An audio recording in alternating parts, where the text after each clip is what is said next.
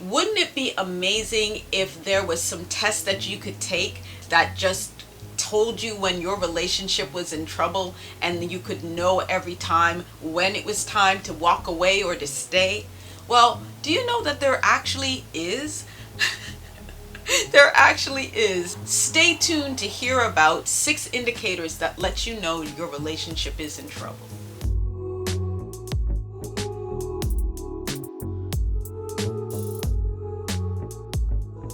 Hey, my name is Carrie of Carrie Sutras, and I am a love, sex, and relationship coach that keeps BIPOC and queer folk in mind. And today I wanted to talk about something that's absolutely universal and is a real game changer, at least I think so. You know, being in a relationship is tough at the best of times. And when you are in the throes of challenges, it can be so hard to figure out if you should really work it through or if you should let it go. Well, there are 6 major indicators that can offer in some insight to you to help you find out if your relationship is worth saving, or could it potentially be too far gone to go to that level. And that's what we're talking about today. Let's go through them. Indicator number 1. It's the story that you tell about your relationship, or that you and your partner tell about your relationship. What do I mean? Well, when you are recounting the way that the two of you started, or the relationship that you've had, a really good indicator on how your relationship is doing is if you can recall affectionate and good times between the two of you.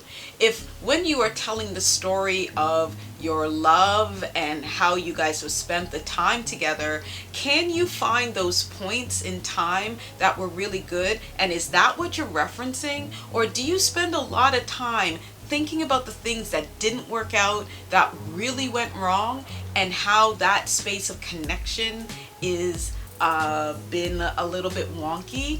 If you are spending a lot of time there, it may be time to think about it, to take stock, to figure out how you can resource back in, to think about better times.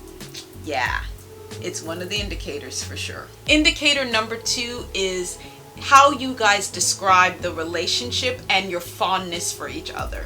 So, meaning we've all been around couples that when you ask about the other person, they may be like, oh, she's fine. You know, she got on my nerves last night, but whatever.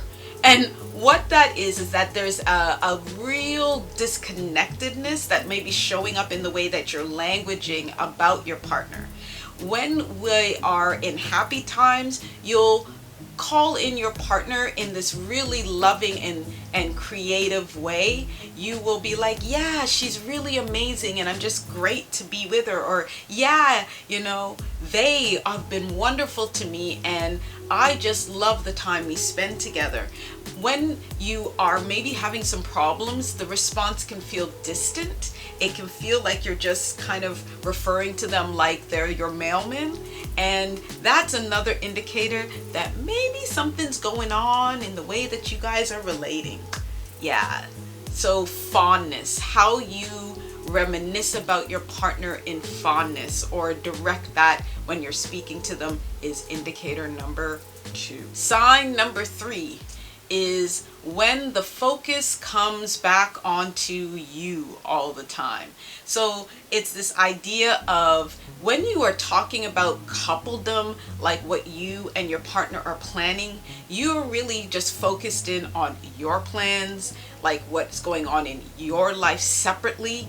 And when you do that, especially when you've been asked specifically about how you're doing as a couple, it shows that maybe some of the solidarity has been severed.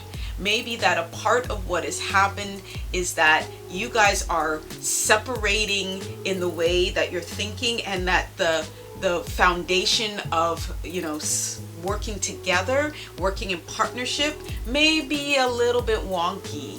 If there are no we plans, then you got to start thinking about, should it really be all about you plans? Take a good look at that. That's definitely indicator number 3. Indicator number 4 is when you think about memories of your partner, but there is distance with them, or you have trouble recalling really in-depth moments about your partner. So when I'm talking about memories, like if it's a challenge for you to bring up a fond memory of your partner, that may be an indicator that you've lost that love connection between each other, that it's more been rooted in distance. And you may want to take a look if you're struggling to find where that connection is or find those good memories. Yeah, that's indicator number 4. Not great. And especially if you're finding that these indicators are stacking up, that's really not great. It's time to take a second look. Sign number 5 is when your struggles, the strife in your relationship has added distance. It's pulling you apart versus bringing you together. So when happy couples go through hard times, that is a real great time actually to just pull together and to get through a problem. It actually really helps if you guys can stay connected and you learn from the experience. That's one of the great things about being in partnerships and working together to problem solve through something. If when you go on through an experience in a couple that may be having trouble, what you'll find is that the experience actually adds distance to the space. They may not have been able to get through whatever that situation was and be cohesive in the union. It might have just pulled them further apart, and what may happen is it leaves hurt feelings on both sides that is very hard to bridge. So not only have you gone through something that's been challenging, that experience has caused a distance between the two of you. Yeah, indicator number 5. Indicator number 6 is that when you start looking at the relationship, it has fallen short of your expectations. I mean, we all go into partnership with huge hopes and just large love. And if when you are reminiscing about the time you're spending with your partner and it feels like it just hasn't moved forward, or you've been disappointed in the space, and quite frankly you're not even really trying anymore, that's a really strong indicator that there might be a bigger problem at hand. When we don't find any place that feels like joy, and in fact it's more marred with disappointment, it's a real challenge to go to the next level, to really resource in and create other touch points that are going to create the joy.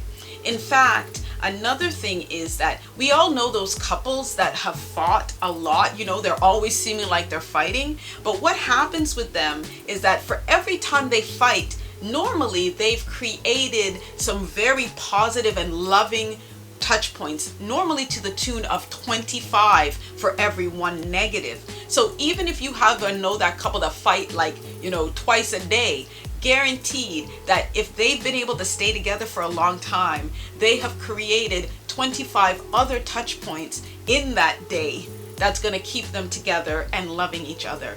Because we have to have spaces that we can resource into that create goodness and safety for every one of those negative spaces that we go through with our partners as well. Relationships are hard.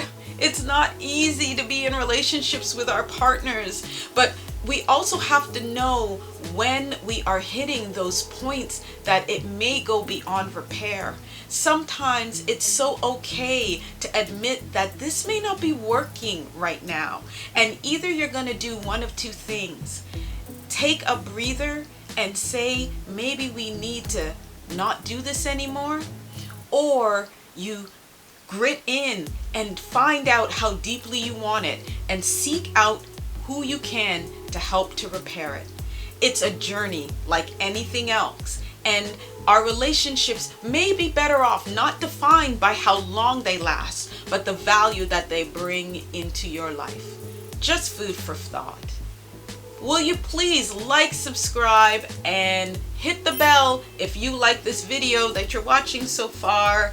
I love when we get this chance to connect together. I enjoy us vibing. This is such a special space to me. And when you hit the bell, it allows YouTube to do their algorithm thing, And it also allows me to know that you're gonna get this video as soon as I deliver it, which I do every Wednesday and Friday. So hit the bell, like, subscribe. I want to see more of you. If you're at the end of this video, don't forget, I am running a forgiveness series that is going to be launching in February. I will be holding space with my dear friend Jyoti Sardana of Her Space fame. If you click the bell, we are going to be talking about forgiveness and how it affects our relationships when we bring in some of our old wounding from before. So if you know you've been through a relationship that's been challenging, or your relationship is on last legs like I've talked about in this video, our relationship healing course may be for you.